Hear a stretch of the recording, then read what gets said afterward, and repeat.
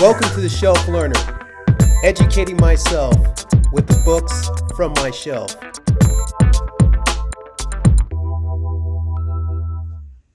Welcome to Shelf Learner. This will be my second video for Historathon 2026, not including the two introductory videos I did. Just as a refresher, I had mentioned that I wanted to start in the book of Genesis and keep this Historathon 2026 journey simple and serendipitous. I wanted to be inspired from book to book, not knowing exactly what book I'm going to read next, to keep this journey exciting. Well, in my first video, I talked about the land of Eden and the four rivers that creates the boundaries: the Tigris, the Euphrates, the Pishon, the Gihon rivers.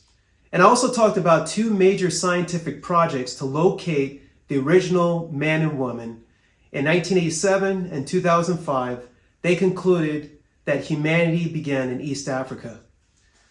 Well, in this video, I want to talk about the first book I read for the year, and that's Quest for Noah's Ark by John Warwick Montgomery.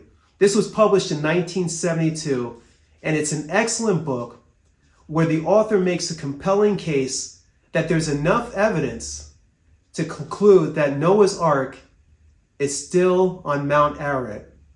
For those of you who aren't familiar with the story, over 5,000 years ago, society became so wicked that the Creator got frustrated and had made a promise that he was going to destroy humanity by a flood.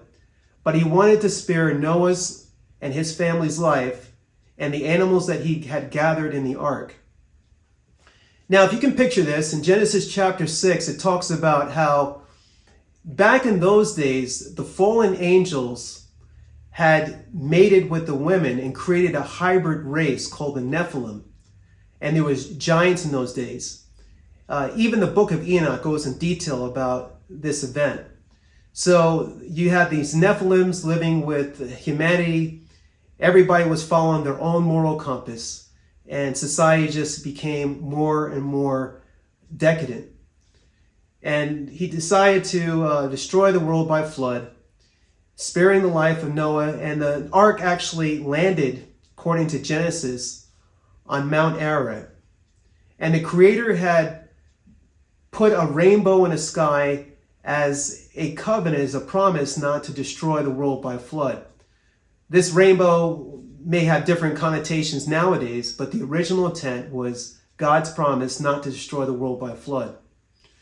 Well, going back to the book, Quest for Noah's Ark, he starts off the book by stating that there's a common story throughout most of the cultures of the world. Even in primitive tribes, they have a common story that there was a major flood and that there was an ark that saved humanity.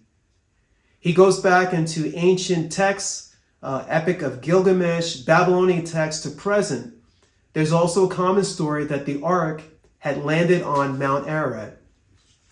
The next part of the book, he talks about expeditions that were made since the mid-1800s. And people have actually climbed Mount Ararat, have taken photos, have done illustrations of the ark, and actually some have taken remnants back. And one explorer had it carbon dated, and it was concluded that it was ancient petrified wood, and one test said it was over 5,000 years of age.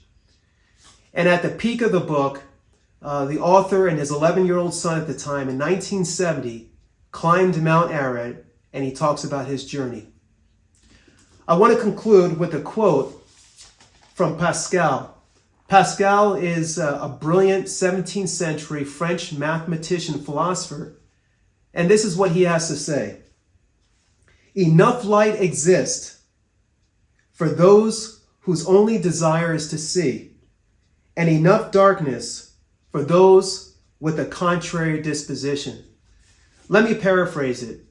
There's enough compelling evidence that Noah's Ark still exists on Mount Ararat for those who choose to want to believe it. And there's enough questions out there for those who want to ignore it. My question for you is after reading The Quest for Noah's Ark, will you choose to embrace the evidence and hold to the fact that there is an ark up on Mount Ararat, or will you embrace the questions and choose to ignore it?